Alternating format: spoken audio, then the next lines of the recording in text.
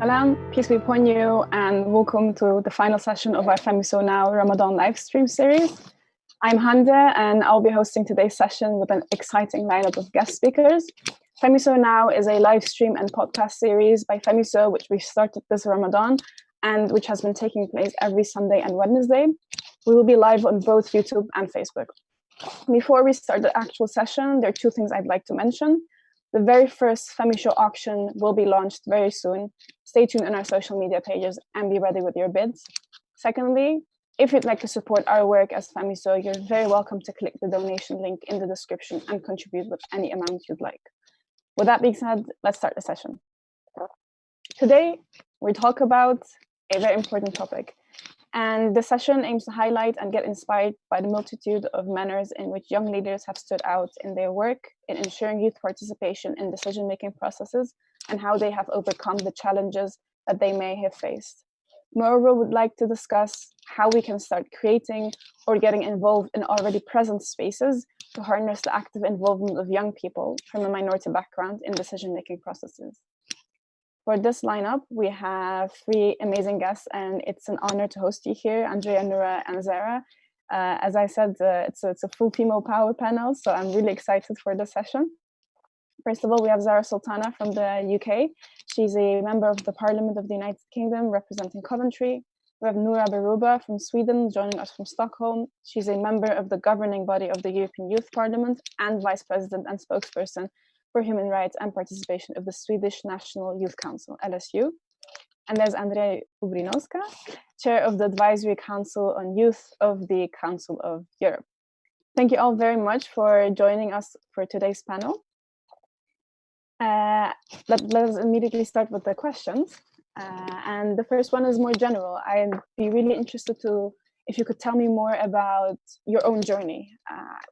You're in a leadership position, as a young person, as also a female person. And I'd like to know if you could tell us a bit more if the youth aspect in your aspiration was important before you came to this role. Do you think that, were you thinking about the youth aspect, or is it something that kind of just happened in your life? Let me start with Andrea. Yes, absolutely. Would love to break the ice. First of all, thanks to FEMYSO for inviting me as well. It's the first time I join your panel, and it really is an honor to be joined by, as you explained it, these two wonder women with me today. So I wish us all a fruitful and successful panel. And in terms of who I am and where I come from, so I'm Andrea, as you introduced me. I'm originally from North Macedonia, however, currently living and working in London. I started my engagement with young people somewhere around the time when I was in university, and it was at the same time when North Macedonia was undergoing some sort of a transition revolutionary process, which was being led by students and young people. And this was my first push to start engaging a bit more. And I think that throughout this panel, I'll constantly be making a kind of reflection between two parallels. So that is youth participation a need or a right? It's very interesting to observe it from that side. So I think that I can safely say that I joined the youth movement because I felt a need to do so. But later on, I think I realized that it's also my right.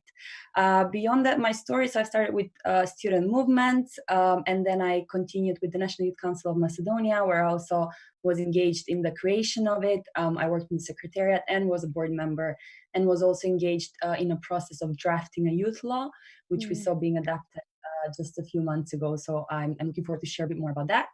From then, I moved to Brussels to do my master in European integration, and I worked for some Brussels-based NGOs, trying to navigate and understand the Brussels bubble and what is the youth place in it. And from there on, I moved to London, and I started working for a more political global movement, so the International Federation of Liberal Youth. And now I'm currently with the British Youth Council working as International Participation Coordinator. So quite a lot of experience from different youth structures that I'm excited to share today. Thank you so much. That's really amazing to hear. What about you, Noura? Was the youth aspect important in your aspirations? Yes. First of all, thank you for the invitation to join. Echoing message of Andrea, it's great to be on this powerhouse of a panel. So for me, I first of all, I would say that you can like structure it in two ways. So young people wanting to engage in an issue, or young people wanting to engage in supporting and building a youth movement. And I think sometimes they go very much hand in hand, and sometimes they don't. And for me, my engagement started, I think I was around 12. I come from a Swedish Algerian family, and both my parents were very actively involved in human rights issues. And my dad specifically worked with children and young people in our local community. So that's how I was introduced to working with and for young people. It started with local community engagement, supporting young people during different holidays where their parents were working in creating activities, whether that was cinema visits or other things. That progressed when I started getting engaged in different topics. So for the last 10 years, I've been involved in the European Youth Parliament, both on a local, national, and now international level. And for the past 4 years, have been part of leading our movement and network across Europe. And we, of course, work with this whole active citizenship scope of issues, which is how do we get young people both interested in specific issues, but also equip them with tools, knowledge, skills to engage in society. My human rights passion also brought me into the National Youth Council, where I was first the UN youth delegate for a bit over a year, and then joined the board. And for the past 3 years now, I've been on the board, now working specifically with the human rights and participation. So that has been the theme of all the things that I've been doing. I've also engaged in things that are not specifically youth related, so development and human rights issues, where I've always tried to highlight young people's particular needs and aspirations in those issues, because I don't think we can work in silos only. It's also important that young people occupy spaces where young people usually are not, and finding a way to both amplify the voices of young people, but also being a young person in that setting itself. I now work with the Swedish Dialogue Institute for the Middle East and North Africa with the Ministry of Foreign Affairs. And it's also been a great way to kind of look at the government perspective on these issues. Thank you so much. Thank you so much. Zarah? Firstly, thank you for having me today. I'd like to wish everyone who's observing Ramadan a blessed Ramadan. And it's such an honor to be on such an impressive panel. Everyone's experiences are really, really interesting. My own personal journey, I think I have to go back quite a while. So when I think about what politically I remember as memories, I think it was the Iraq War in the UK. So in 2003, I was around 10 or 9, and I just remember the demonstrations. And then when I reflect on why I got involved with politics, I think about my experience as a young Muslim, Asian woman in inner city Birmingham, and the school that I went to, and how people saw kids like me. And I remember a police officer saying every child in my school would end up joining a gang. And those were the kind of messages that I was getting as a young teenager. And then when I was 17, I decided to join the Labour Party because we had a new government in 2010, and they trebled tuition fees. And when I went to uni in 2012, my cohort of students were the first to have to pay £9,000 a year tuition fees. And now I have around £50,000 of student debt, and it grows every year around 2,000 just in interest. So education really got me angry and passionate. And when I went to university, I joined various student societies around Kashmir, around Palestine, around Black and ethnic minority students, and the free education movement. And I was able to get involved with the student union. And in my first year of being a student, I decided to run in some student union elections. I just wanted to get really involved in every aspect of university. And then I came across the National Union of Students, and I grew up just thinking that was a discount card, and I realized it was actually a really powerful platform for students from across the UK to organize around free education, around anti-racism, around issues around housing and the environment. And then after that, I got involved with Young Labour, and that was a space that was really exciting because it coincided with Jeremy Corbyn becoming leader of the Labour Party, and a lot more opportunities for young people who were really passionate about human rights and social justice to get involved. And I also got involved with my trade union, and that allowed me to really develop a lot of skills and networks. And then last year, I mean, this is a really like fast-paced storyline. It was actually much more crazier. Last year, I ran in the European Union elections, and that was for the reason that young people's voices were being, I don't know, ignored, or they weren't being as amplified. And being born and raised in the youngest city in Europe, I thought it was really important to have a say about what the conversation in the UK. We know how polarizing the European Union elections were. I mean, no one's really talking about Brexit anymore, but a couple of years ago or months ago, it was a big thing. And so I ran in those elections, and it was a short campaign. It was only 3 weeks in the UK. I think it was 3 weeks, yeah. But that was really exciting, and I was able to, again, network and develop skills. And then last December, I was the candidate for the Labour Party in Coventry South and got elected. And since then, it's just been, yeah, a roller coaster. Thank you so much. What I really see is that you're all coming from quite different, let's say, experiences, backgrounds, involvements. But one thing that you all have in common, from my perspective, is the passion that you have for the work that you do, for the rights, or for the issues, for the causes that you have from your perspective. And these can be different, but at the same time, to me, from I guess from a young perspective as well, this shows that there's an incredibly kind of rich and strong passion that we as young people can have for the issues that often we see, but the elderly, or let's say the status quo, don't see. And this can be an incredibly powerful source to harness. And I guess this is a perfect bridge to our second question, which is, from your perspective, why do you think that it's important that youth take part in decision-making processes? I think this time we can start maybe with Noura. The big question. No, but for me, it's very much a systems and process issue, first of all. So no matter which issue you want to address or talk about, for me, it has been thinking, what are preconditions for an inclusive and democratic society that can allow for progress? Who needs to be involved? How do they need to be involved? How do we allow for different perspectives to be voiced, taken into account, being part of influencing societal progress?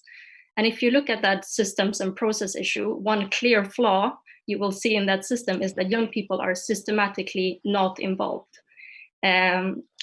Both on a fundamental society level, we are still not addressing structural barriers that young people face adequately, whether it's housing crisis or climate crisis or anything that has to do with young people's general life preconditions. But it's also very much a rights issue. It is a right. How do we implement and progress on those rights that we already have and ensure that everyone have access to those rights?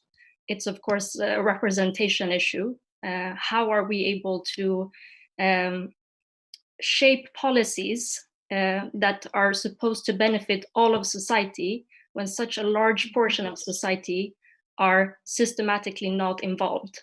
And I'm not only talking about, there are not enough parliamentarians or people in office. That's a huge issue. But also if you look at voting rights, structural barriers that hinder young people from getting involved in societal progress, who's going to engage themselves in politics if they are facing struggles in their everyday lives? So those are also things we have to address.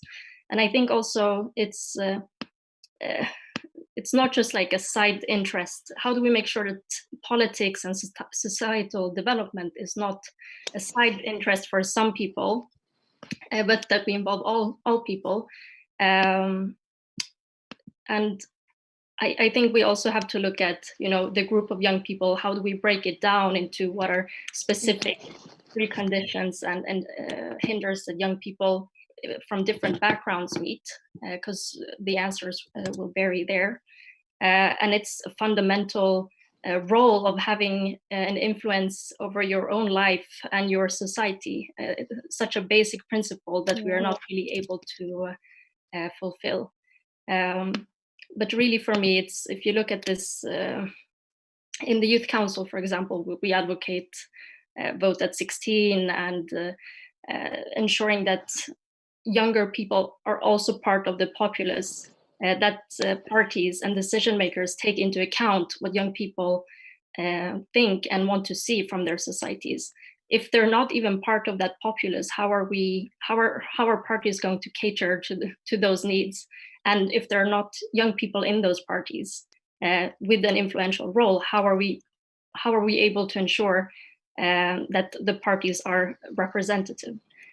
So and then just I'm going to wrap up, but I think it's also, we see a generation of people, of young people that demand less incrementalism, that are more idealistic. And I think, especially now in a crisis, those are exactly the type of big visions that we should implement.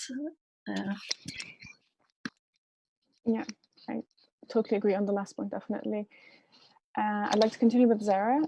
If you could maybe join from why you think that it's important that youth take part in decision-making processes. I think it's really important because young people are living in society and contributing to society, and they should be heard. I think there's an issue in terms of representative politics, but young people historically have been on the forefront of organizing, when it comes to around the environment, around anti-racism, all the rights that we've won through trade unions. In the UK and across the world, young people have always been a vibrant, creative force within those social movements. There's a clear issue within the political system, and I think that is something that we all have to work towards. But we know in the UK, across the world, for the past 40 years, the economy just hasn't worked for everyday people, and especially young people. I think millennials and Generation X or Y or whatever they're called now, we see that young people now are disproportionately in precarious work. They're living in rented homes. They are graduating with enormous debt, and the system truly just isn't working for people.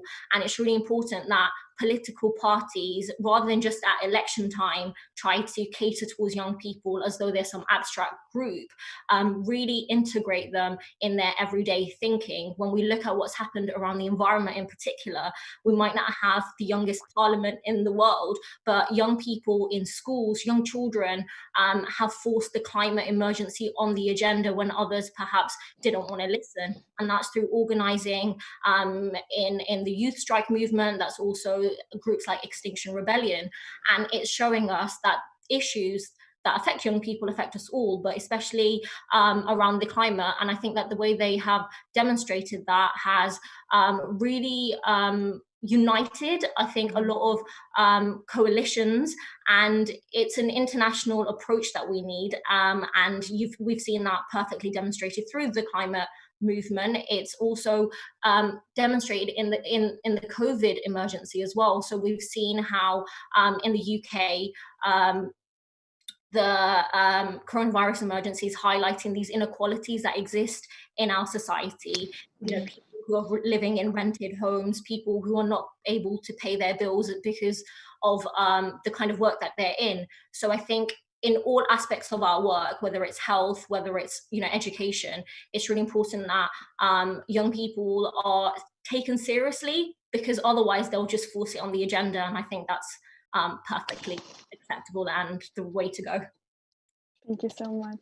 Andrea? Thank you. And I absolutely agree with the panelists, and especially the last thing Zarah said, I think was a good introduction to what I also want to speak. And I want to start that by maybe rephrasing the question and posing it by why it is important that young people take part in meaningful decision making and not any decision making. We see it growing as a trend more and more, this tokenism, so bringing young people in the room as a decor, but not actually taking into consideration what they say and what they want out of it. So I think I will start my intervention by debunking the myth of youth participation. It's not a science fiction, nothing complicated. When we speak about youth participation, we speak about the need of young people to be included in designing the world that they want to live in. It's as simple as that. Even in your household, when someone is making a decision which is going to affect you, and if you're not taken into consideration, or if your opinion is not being heard and taken into consideration, you will feel left out, you will feel disengaged, you will feel like what you have to say doesn't matter. Now we can do that and multiply it on a societal level. So I think youth participation, as I said, I'll create this balance between a right and a need. And I think it mostly starts as a need of young people seeing that they have the drive, the passion, and the energy to be part of the solutions designed for societies, but still not finding their place. And I think this is deeply rooted in participatory and pluralistic democracies. Once we see that democracies are open to hear from the citizens, naturally young people will gravitate towards that, and they will want to be a partner into designing legislation or policy or whatever that is. But going a step beyond that, I think that this is their right. So whenever they see that there is no space on the decision-making table, young people will resort to creating that by claiming their rights. And sometimes they're tired of being put in boxes, and they're aware of their potential, they're aware what they can do. So it really is a pity for both decision makers and young people when this cooperation doesn't happen, that I call decision making. Now, what do I mean by meaningful youth participation? And when I say this, I take it very cautiously and very carefully because I think it's the only way to do it. And I say that I think that in the Council of Europe, within the Advisory Council on Youth of the Council of Europe, we have one of the only models in the world that allows for meaningful youth participation. And when I say that, I don't say it because we're special or better, but I say it because there's a system, a model that works. And I encourage all member states and countries and youth movement to take that and use it within their context. Why is the youth participation in the Advisory Council different and more meaningful than the other spaces? It's because we legislate the priorities and the budget of the youth department on the principle of consensus. So that means that we come together 2 times per year during our statutory meetings. And when I say we, I mean we, the young activists from the Advisory Council on Youth of the Council of Europe. And then we have our counterparts, which is the European Steering Committee for Youth, which are the government representatives, which represent their countries within this cooperation. And when we work together during these plenary sessions, we all have the same vote.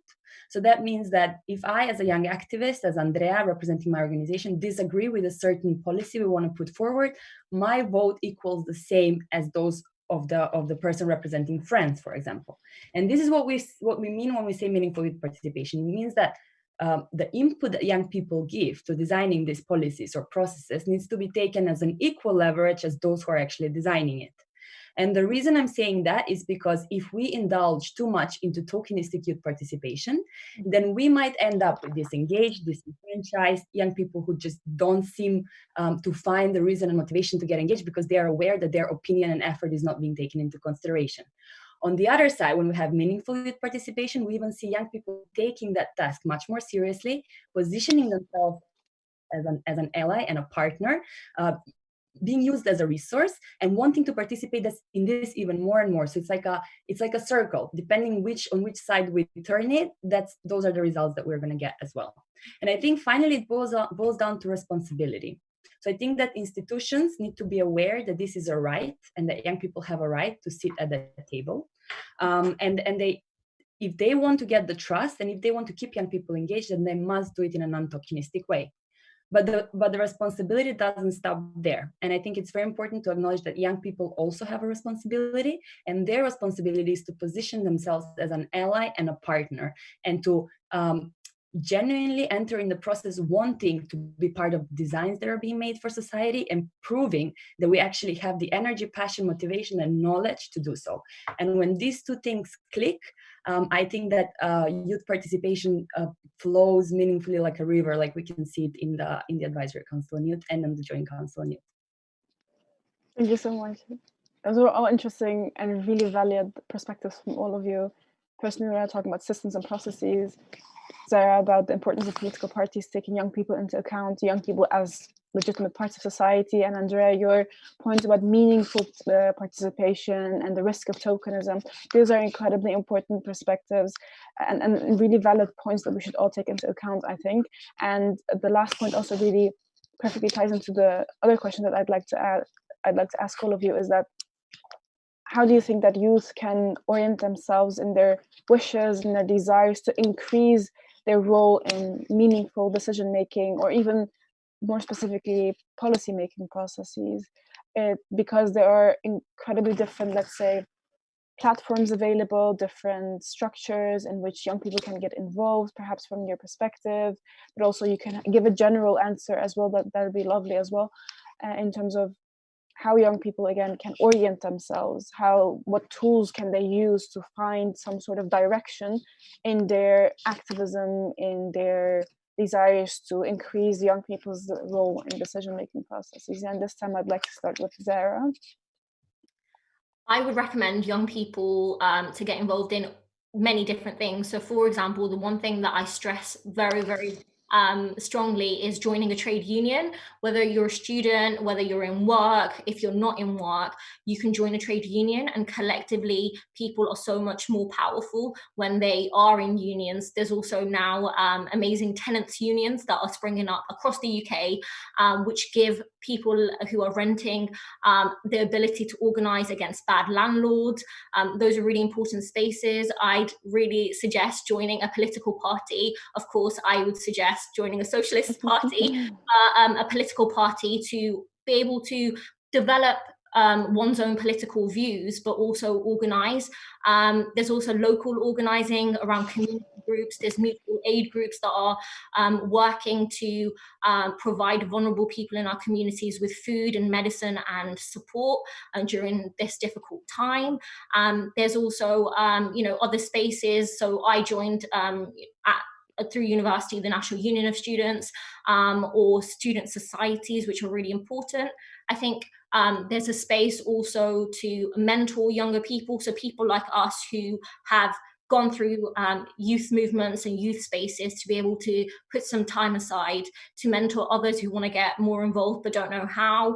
I think there's a lot to do, but it's about finding one thing. I think there's also a risk of burning out, and I experienced that in terms of like mental health. I wanted to be involved in so many things, and I was doing my degree at the same time. So it's about finding one particular space, whether it's, the environment movement or housing. I mean, you don't have to pick, but I would stress, don't try to spread yourself too thin amongst, every single social justice issue, but find your political home and really, develop yourself and build your networks through that. And that will allow people to really find out what they're passionate about. And everyone goes on a journey. I always say that my own journey isn't something, I'm not special in that sense. It was the people that I met and the experiences that I went through that really shaped me. So it's about other people finding their own political home and going on a particular journey. Thank you so much. Noura? Yeah, I think as young people, we might think that those people in power might know exactly what they're doing and they have it all under control. They don't. I think a lot of young people think that they don't possess, the right competence or skills or whatever is necessary to engage on those topics. But just seeing where we are right now, and where the current generation of decision makers have taken us is like a climate crisis, societies that are not benefiting everyone. Housing crisis. We see now that, how underprepared we are for a global pandemic. So if we think that those people have it under control. Like, let's demystify that. They don't have it under control, which is not a way for me to, create more skepticism and distrust in politicians. It's just a way to say, you can get engaged on those topics. You are prepared. It's never too early and it's never too late to engage on those issues. And you can probably do way better than they have. And keep your idealism. It's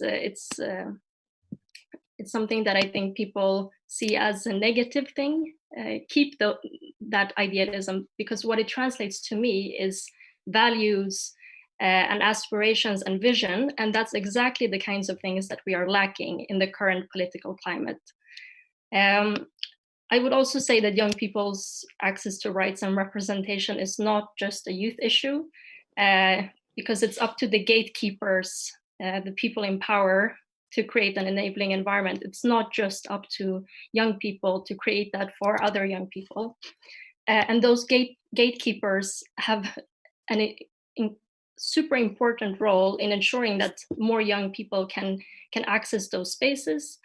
So call on those gatekeepers, but also don't structure your perception of power on those gatekeepers, because the current perception of power is, white, male, old. You don't have to mimic those things. The fact that you don't is positive. And very concretely, I would say, and this is something that we work on in the European Youth Parliament, is there are some things that make it easier for you to access those spaces. Institutional knowledge, building up your competence around certain issues, because getting involved in decision making at whatever level or in whatever position or whatever sector of society, it's good to know how you navigate different institutions, how they function, how you can, create change within those structures. And I would say that I call it the Citizen Toolbox. Every way to engage and meaningfully participate in decision making will not look the same for everyone. So one way might be voting, one way might be joining a union, one way might be demonstrating, creating petitions, calling on your officials, joining a party, running for office, joining an organization, volunteering, being an activist. And you don't have to, you can do many of those things, but you can do one of those things and that's fine. But finding a space where you think that you can create the most change and where you feel is a space that you want to influence, find that. Thank you so much. Andrea, I'd be interested to hear your perspective now and how young people can orient themselves better. Absolutely. I think it's a very valid question. And I think in order to answer it holistically, we need to look at why young people resort to joining a youth movement or joining a youth political party or everything that Noura very nicely listed. And I think when we look at the pyramid, it obviously starts with their education being primary. Then some of them or a lot of them have work or some part-time work that they're doing. And then on top of that, they've decided that they want to continue and they want to also engage in a youth movement, which means that this youth movement or the general youth movement is filling in some void that they don't find through their education or through their work or through general society. Having said that, it's also important to understand that young people have committed to spending their free time on youth issues, and this space still needs to be fun. It needs to be a place where young people go and can enjoy, can be surrounded by like-minded people, and on top of that can still fulfill their civic duty and feel good about it. So the need to keep this as informal as possible and youthful and engaging is a very important component. Otherwise we might start losing out young people because obviously their attention span is different, and they might not see a need to be present in these spaces or not even be entertained by it to a certain extent. And I think that in today's plethora of volunteers and youth activists, we have two extreme cases, one of them being over-engaged and almost near to a burnout, so taking the whole thing obviously too seriously, investing yourself too much and not knowing when to take a break, which impacts quite a lot your mental health. Mm-hmm. And the second one is disengagement or not being content with the youth space where you're in, not finding it motivating, or not having that space to contribute as you want, so then you slowly withdraw and you don't fulfill your duty anymore. And I think both of them have ways to be tackled, as I said, by learning. And I think youth workers have also a very important component here, and mentorship is very important as well in convincing young people that it's not on their shoulders to save the world. Young people sometimes take it too personally as well, and sometimes feel like everything is up to them to fix. And no one can do this. So it can be quite a borderline depressive and dismotivating place to be in when you see that you're the only one who is distraught. So it's important to also tone that down and to remind them to rest, to remind them to take care of their mental health. I mean, to remind us, considering myself as a young person as well. How they can progress more into pushing their vision once they decided to join into it. I think a very important part of that for me is building trust and understanding with decision makers and institutions. I think that sometimes when we're on the outside and when we decide that we want to practice youth participation or we want to be an active citizen, sometimes it's very easy to, on the outside, not understand what's actually happening inside, right? So then we join with our needs and our requests and our wants, but then we're kind of met with the whole composition of things that are already happening and how complicated everything internally is. So we've understood in the Council of Europe, which is an amazing model that teaches young people what it is to work with governments and what it is to work with decision making point. And Hande, I know that we've spoken about this a million times. How do we escape the activists and become an actual contributor and decision maker? So like removing the caps and knowing which one to play. Because I think that it's important that decision makers observe young people as a resource and as an ally, rather than someone that they keep on inviting who keeps on criticizing, right? So okay, young people can enter into this loop as well and sometimes forget that they're here to also design the solutions, not only to point out the negative things. I think that if that doesn't work, then it's important to use the punchline and that this is their right. So obviously, I think across Europe even, but looking at the world, every country has its own specificities with youth participation. So that's why it's also very difficult to speak about designing measures because they're very much context specific. And that's not bad because it opens up a lot of possibilities to work with different decision-making models. But if they still find resistance from decision makers, then they need to find a way to make them aware that this is their right and this is not a choice. It's not about someone choosing whether young people participate or not. Bottom line, it's their right. Moving on from there, I think that if young people are discontent with decision-making models they have in their countries or in their contexts, they should be looking for positive practices elsewhere. I know that this was for us very beneficial in Macedonia when we were generally just building the youth sector, which was more or less almost non-existent before that, because and it's normal, we didn't know what to do. We knew what we wanted, but we didn't know how to get it. So knocking on the doors of other national youth councils or other organizations, structures which have good, meaningful participation models is very useful and beneficial in developing something contextual as well. I think they must be loud and present. I think it's oblivious to think that any government will give young people the space without them asking for it. I think at the end of the day, it's still an arena that we're not only competing with government, but we're competing with other movements who also think that their cause is most important. And in some cases it is. But it's important to know why this is not given to us. Sometimes it's not because governments don't want, sometimes it's because the space is oversaturated as well. So young people need to prove why their specific vote needs to be present in those spaces.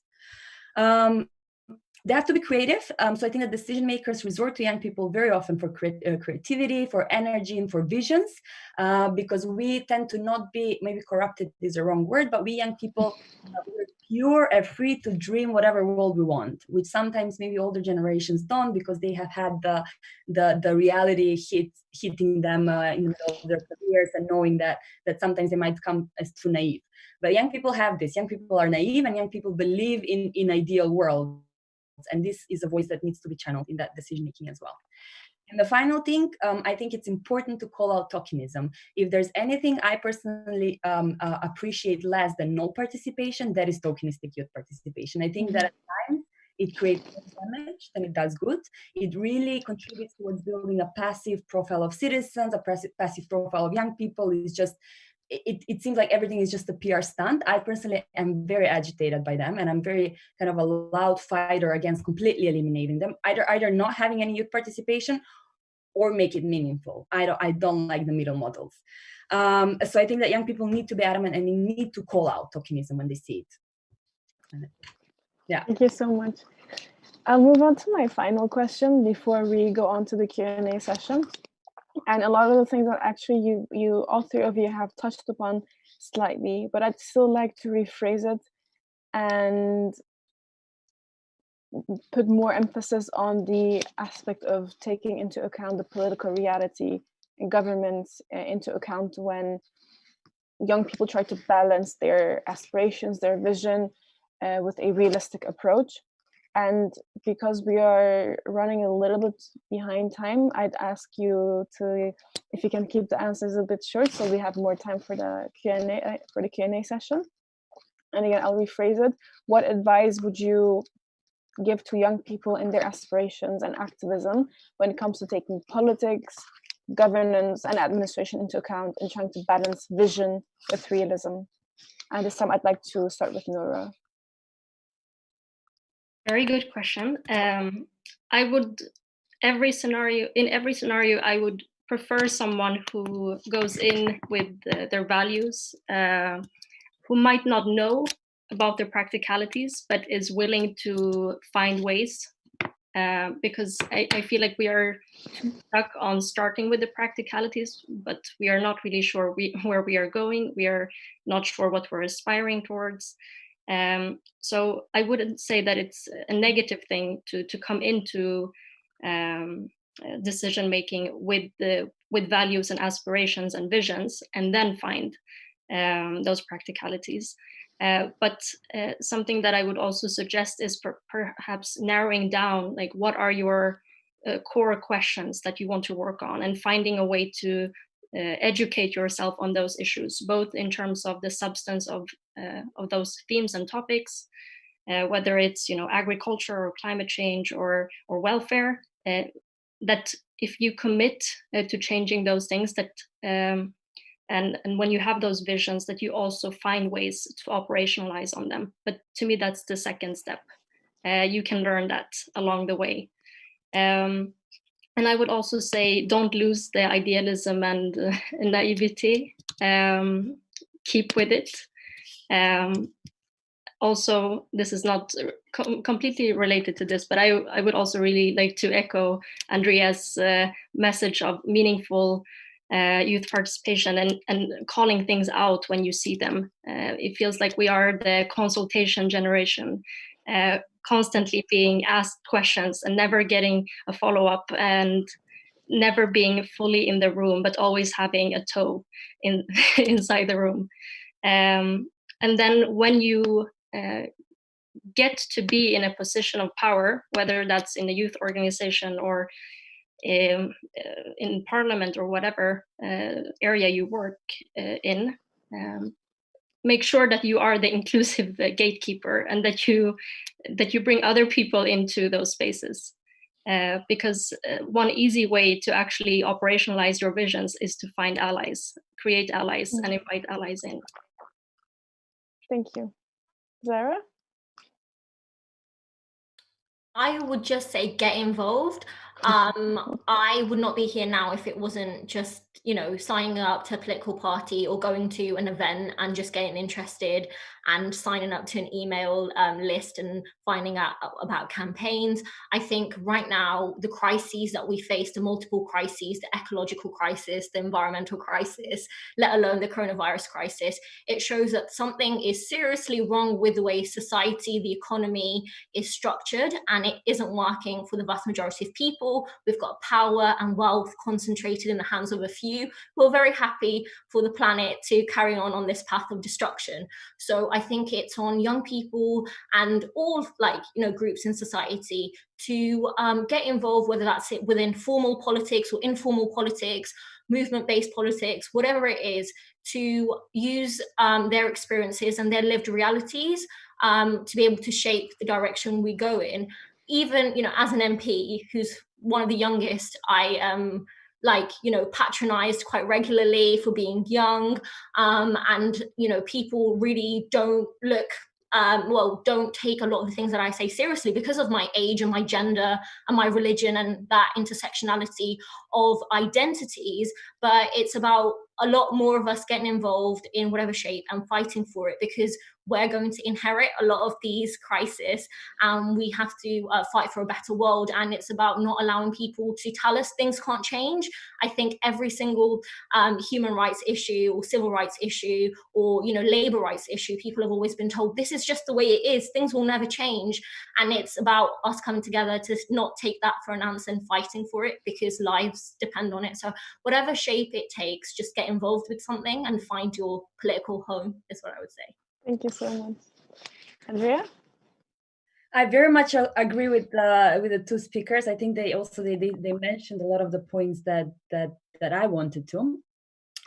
So maybe I'll theoretically explain how I see this angle between the idealists and the pragmatists. Yeah. I think we inevitably, everyone who works in this field carries both, and I think that at the end of the day, the one you feed more will prevail. However, I think that we need to be feeding both of them equally. I think it's important to maintain both an idealist perception of what you want the world to be, but also a pragmatic one of how you plan to do that. And I think I absolutely agree with Noura. It's not about losing that naivete. That it's a very meaningful and valuable component that young people can bring. And sometimes you may bring a naive solution to a problem that might be rejected a million times, but it will be accepted the first time after a million times, and it will actually work. So it's also important to be persistent and to just believe that this world that you envision is possible. However, the reality of things is quite different, and I think that also once whoever it is, once they start working a bit more actively and once they start designing solutions, everyone will run into the issue of sometimes needing, it's not about compromising your values, but sometimes maybe taking measures which you which your idealist usually wouldn't, but your pragmatist sees it as fit. And the way I see it is, be very pragmatic. I'm a very pragmatic person, and I think the reason for that is because I don't want to only envision a better world, but I want to also live this one to the fullest while I'm designing a better one for future generations. So because I don't want to be too stuck in the idealist world, because I think that then we miss out on actually making an impact in the world now. But I also think that one cannot act only from a point of pragmatism, because then we forget our direction. So my final advice is be pragmatic, but be pragmatic through the prism of your idealist world. So every pragmatic decision you make sure that it fits into a final goal that you have envisioned, that you want to reach through your activism or through your work, whatever shape that is. But be pragmatic so you're not disappointed at how you're going to get there. Thank you so much. I think that advice everyone, all of us here and all the listeners can take home. Those were all the questions that I had to you. So I'd like to go to the Q&A session now, and I'm inviting all listeners to pose their questions either on YouTube or Facebook, and our team members will provide them to me. We already have one question, and this is for Zarah. It's from Noura in Rome. She says, "Thank you all. A question to Zarah, but open to all. What aspects of the education system did you advocate for? And what are the challenges that young activists may encounter while advocating for a better educational system?" Thank you for that question from Rome. I've been to Rome, beautiful city. For me, I wanted to have a free education system that isn't built on putting debt on the shoulders of young people to carry that through to their lives, a system that isn't as fragmented or as neoliberal as the education system that we have, where it's seen as a market and students are seen as consumers, and staff and academic staff aren't treated with the rights and dignity in terms of their salary, in terms of their workload.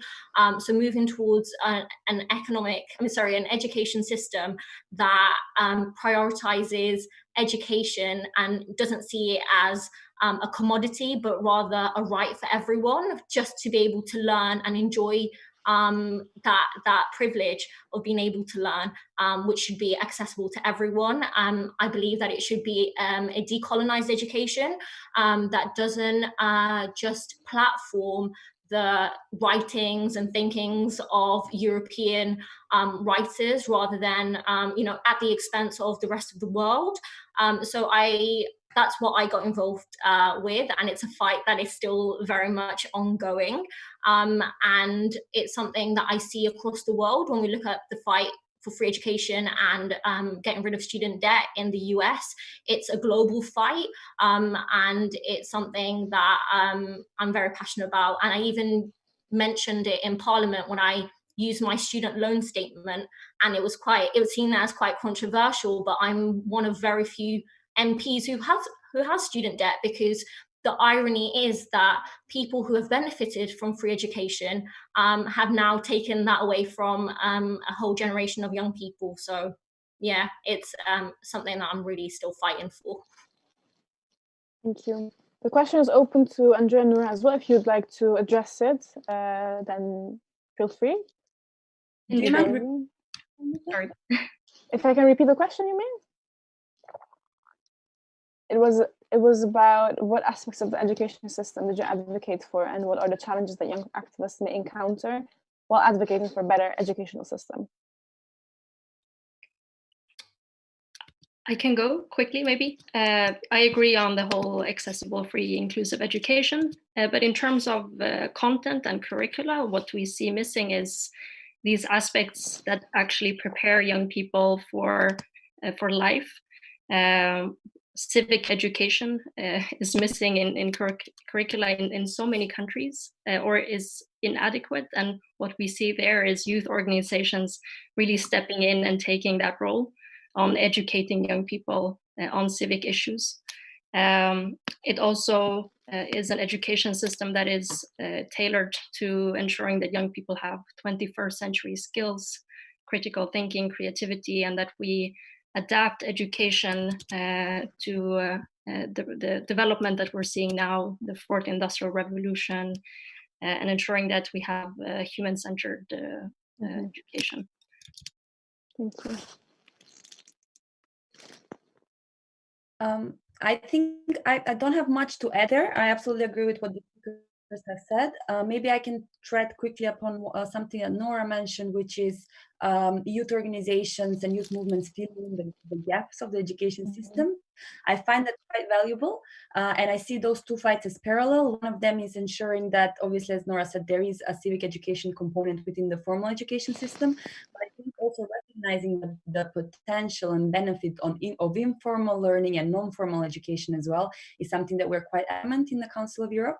So, I mean, it's always questions: which subjects should be formal and which should be left to the informal. For example, I think it's an ongoing debate. But until the formal education system, because it's rigid in terms of how it can change, I do encourage young people and youth organizations to continue providing those opportunities through non-formal education, and for young people to continue seeking them, because essentially they really do provide the soft skills and the life skills that the education system fails to do so now.